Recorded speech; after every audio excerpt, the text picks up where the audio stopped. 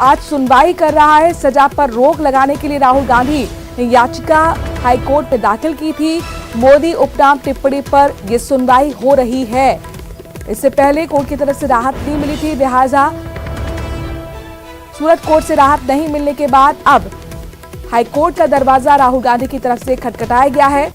मोदी उपनाम को लेकर सदस्यता तक रद्द कर दी गई। लोकसभा के सांसद हुआ करते थे, लेकिन अब पूर्व लोकसभा के सांसद राहुल गांधी हो चुके हैं, लिहाजा आज की सुनवाई काफी महत्वपूर्ण है।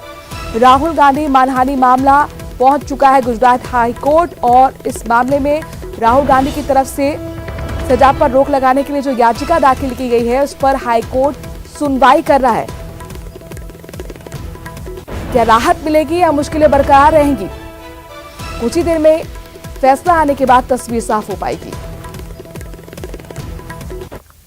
और अतीक पर बहुत बड़ा पर्दाफाश हुआ है। खुद पर हमला करना चाहता था अतीक, ये सूत्र बता रहे हैं। कस्टडी में ही हमला कराने का प्लान था। सुरक्षा बढ़ाने के लिए बकायदा प्लान बनाया गया। गुड्डू मुस्लिम को जिम्मेदारी इसकी दी गई थी। शूटर्स के मोबाइल नंबर से पर्दाफाश हुआ है। परिवार से बात करते थे दोनों शूटर्स। आखिरी कॉल भतीजे की थी और लवलेश ने आपको बता दी कि भतीजे को कॉल की थी। तो यहाँ पर बहुत बड़ा पर्दाफाश हुआ है। देखिए उस वक्त की तस्वीरें जब लाइव शूटआउट में अतीक और उसका भाई मारा गया था और अब खबर ये आ रही है कि खुद पर हमला करना चाहता था अतीक। कस्टडी में ही हमला करने का प्लान था, यानी हमला कराने का उसका प्लान था। सुरक्षा बढ़ाने के लिए बकायदा प्लान बनाया गया। गुड्डू मुस्लिम जो कि राइट हैंड अतीक का माना जाता है, उसको ये पूरी जिम्मेदारी दी गई थी।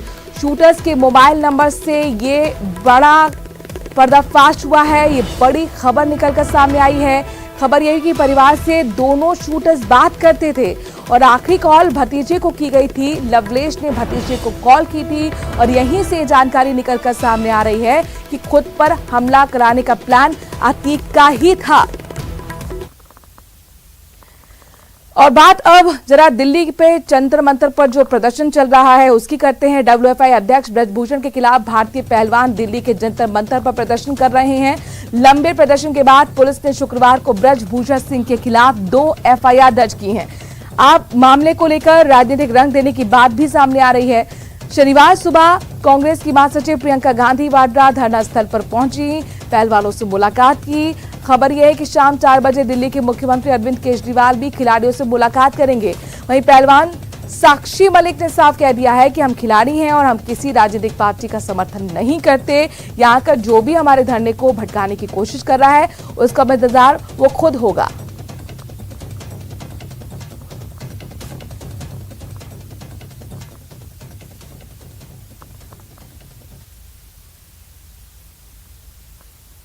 पॉलिटिकल पार्टी को सपोर्ट नहीं करते, हम खिलाड़ी हैं, ये बार बार हम मेंशन कर रहे हैं। हम किसी पॉलिटिकल पार्टी को सपोर्ट नहीं करते।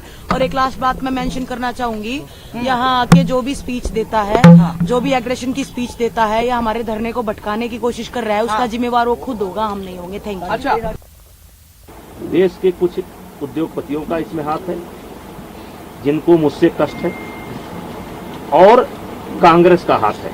सुन बोला सा और आज दिखाई पड़ गया कि किसका हाथ है। जब इनकी मांग मान ली गई, एफआईआर दर्ज की गई, जांच तरीके से कहिए कि कार्रवाई शुरू हो गई, तो तब आप क्यों नहीं जा रहे हैं? देखिए 2 एफआईआर अगर दर्ज हुए हैं तो उसकी कॉपी नहीं मिली है किसी को नहीं मालूम अभी तक कि उस एफआईआर में क्या है, कौन सी धाराएं कौन सी नहीं है। जब ये लड़कियां मेडल जीत के आती हैं तो हम सब ट्वीट करते हैं, सब कहते हैं कि हमारा गर्व है। सारे जितने भी नेता हैं हम इंक्लूडेड इसमें, हम सब कहते हैं कि ये सबसे बड़ी बात है, देश के लिए अच्छा है, ये है, इन्होंने देश का गर्व सम्मान रखा है। और आज जब सड़क पे बैठी हुई हैं, जब कह रही है कि हमारी बात सुन लीजिए, हमारे साथ गलत हुआ है, तो कोई सुनने को तैयार नहीं। मैंने आपसे, आप बार बार यही कह रहे हैं, मैंने आपसे कहा ना अगर एफआईआर दर्ज हुए हैं तो कम से कम इनको दिखाना चाहिए कि क्या है, कॉपी देनी चाहिए। और श्रीगंगानगर से बड़ी खबर है, जहां पर हेरोइन तस्करी करते हुए 2 तस्कर गिरफ्तार किए गए हैं। बॉर्डर के पास पर तस्करी करने पहुंचे हुए थे दोनों और साथ ही हेरोइन तस्करी को लेकर पंजाब से पहुंचे हुए थे।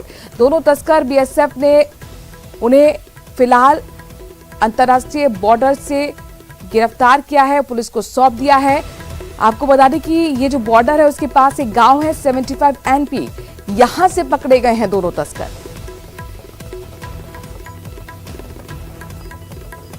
तो हेरोइन तस्करी करते हुए 2 तस्करों को आखिरकार बीएसएफ के जवानों ने गिरफ्तार किया है। श्रीगंगानगर से की बड़ी खबर अपने दर्शकों को बता रहे हैं। बॉर्डर के पास तस्करी करने पहुंचे हुए थे दोनों तस्कर की इस दौरान बीएसएफ ने इन दोनों को पकड़ा और आखिरकार पुलिस को सौंप दिया।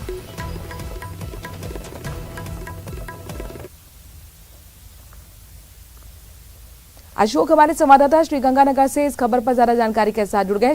अशोक, चूंकि बॉर्डर इलाका है और जाहिर तौर पर जो तस्करी के तार होते हैं वो पाकिस्तान से जुड़े होते हैं, यहाँ जो 2 तस्कर गिरफ्तार हुए हैं इनको लेकर क्या अपडेट है, क्या जानकारी, कहां तक इनके तस्करी के तार जुड़े हुए हैं?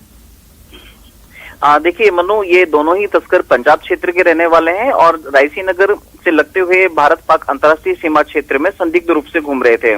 बीएसएफ ने जब इन दोनों संदिग्धों को देखा, इनसे पूछताछ की तो जानकारी में सामने आया कि दोनों ही तस्कर पंजाब से डिलीवरी लेने के लिए आए थे और सीमा पार पाकिस्तान से हेरोइन की डिलीवरी की जानी थी। लेकिन उससे पहले ही ये बीएसएफ के हत्थे चढ़ गए। हालांकि प्रारंभिक पूछताछ में और इनसे जो तलाशी ली गई है उनके पास अभी कोई भी संदिग्ध मादक पदार्थ नहीं मिला है, लेकिन इसका एक और साथी है, उसको भी बताया जा रहा है कि बीएसएफ के द्वारा उसको भी राउंड अप किया गया है। तो कुल मिला के इन 2 के अलावा 1 तस्कर और यानी कि टोटल 3 तस्करों के पकड़े जाने की सूचना फिलहाल मिल रही है। और इनके तार सीधे सीधे न केवल पंजाब के तस्करों से बल्कि सीमा पार पाकिस्तान में बैठे तस्करों से भी जुड़े हुए हैं, क्योंकि अक्सर सीमा पार पाकिस्तान में बैठे मादक पदार्थों के तस्कर ड्रोन के जरिए भारतीय सीमा क्षेत्र में हेरोइन की डिलीवरी करते हैं। और यहाँ के जो लोकल तस्कर होते हैं, चाहे वो पंजाब के हों या फिर स्थानीय ग्रामीण हो, इन आपस में मिलजुल कर इस सीमा पार पाकिस्तान से ही हेरोइन को रिसीव करते हैं और इसे आगे तक डिलीवर करते हैं। जी शुक्रिया अशोक, तमाम जानकारी हम तक पहुंचाने के लिए। अशोक हमारे संवाददाता बता रहे हैं कि 2 तस्करों के अलावा एक और तस्कर को यहाँ पर पकड़ने की कोशिश है। जल्दी इसकी पुष्टि भी पुलिस की तरफ से होगी। अंतर्राष्ट्रीय स्तर से तार जुड़े हुए थे, पाकिस्तान के जरिए, ड्रोन के जरिए यहाँ पर हेरोइन लगातार मिलती रही है और उसी को लेकर यहाँ पर भी कनेक्शन सामने आ रहा है। खबरों में आगे बढ़ते हैं। दौसा से अगली खबर लेते हैं, जहाँ पर जमीन विवाद में खूनी संघर्ष देखने को मिला है। खूनी संघर्ष में आधा दर्जन लोग घायल हो गए। दौसा के मानपुर कस्बे में जमीन विवाद को लेकर खूनी संघर्ष हुआ। मानपुर थाना पुलिस मौके पर पहुंची। दोनों पक्षों की ओर से जमकर लाठियां बरसाई गई। घायलों का फिलहाल मानपुर अस्पताल में इलाज चल रहा है।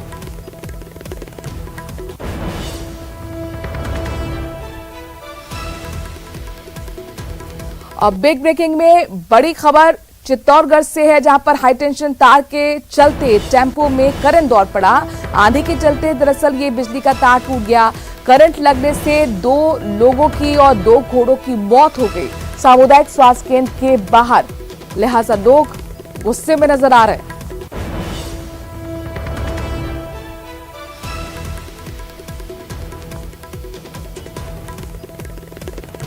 और भरतपुर से बड़ी खबर है, जहां पर पुलिस से प्रताड़ित होकर लोगों ने जाम लगा दिया। पुलिस की कार्यशैली पर दरअसल लोगों की नाराजगी, लोगों ने गांव पिचुना में जाम लगाया। मौके पर अभी तक हैरानी की बात यह है कि पुलिस प्रशासन नहीं पहुंचा है।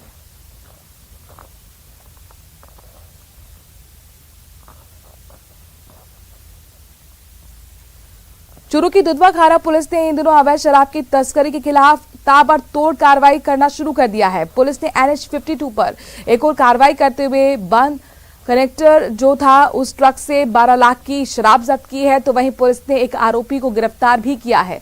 थानाधिकारी ने बताया कि अवैध शराब की धरपकड़ अभियान के तहत ये कार्रवाई की गई है। उन्होंने बताया कि गश्त के दौरान पुलिस टीम ने आरोपी तस्कर को गिरफ्तार किया और उसके खिलाफ आबकारी अधिनियम में मुकदमा भी दर्ज किया गया।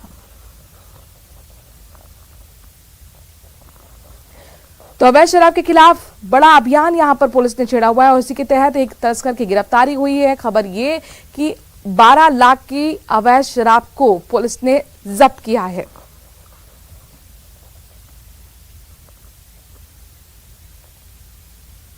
कोटा में बाइक टकराने के विवाद में लोकसभा स्पीकर कैंप कार्यालय के स्टाफ के साथ मारपीट की वारदात को अंजाम देने वाले आरोपियों को गिरफ्तार कर लिया गया है। दरअसल बाइक पर सवार बदमाशों ने लोकसभा स्पीकर स्टाफ से मारपीट की, 2 मोबाइल लूट लिए। बदमाश मौके पर बाइक छोड़कर फरार हो गए थे। पुलिस ने बाइक के आधार पर ही बदमाशों की तलाश शुरू की और बदमाश अपने दोस्त की बाइक लेकर आए थे। पुलिस ने बाइक मालिक से पूछताछ की। सीसीटीवी के आधार पर बदमाशों को गिरफ्तार किया गया।